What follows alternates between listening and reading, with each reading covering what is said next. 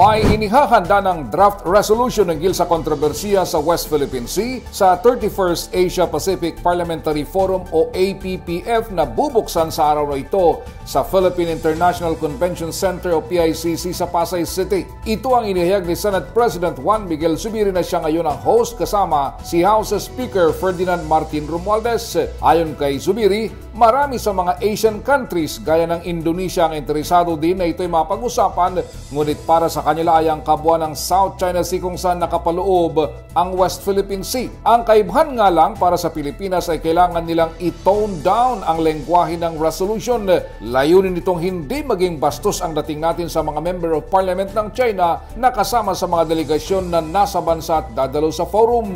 Ang Department of Foreign Affairs ang nangangasiwa sa paghahanda sa nasabing resolution upang maging diplomatic ang dating. Ngunit mananatili ang posture ng Pilipinas na wala tayong teritoryo na ipamimigay kanino man at ang mahalaga ay manatili ang freedom of navigation para sa peace and stability sa malawak na karagatan ng South China Sea. Maliban sa usapin ng South China Sea ay kabilang din sa mga pag-uusapan ay ang kooperasyon sa iba't ibang mga bansa laban sa illegal drugs at transnational crimes, ganon din sa larangan ng negosyo. Sa 28 bansang kasapi ng APPF ay 18 ang nagkumpirmang dadalo at pang-19 ang Pilipinas.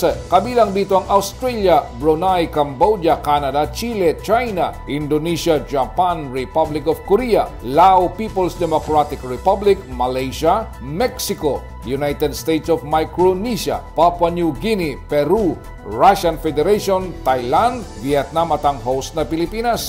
Pagkatapos ng opening ceremony at mga breakout sessions ngayong umaga sa PICC ay magtutungang madayo ang Member of Parliament mamayang gabi sa Malacanang para sa dinner. Ang host ay si Pangulong Bongbong Marcos.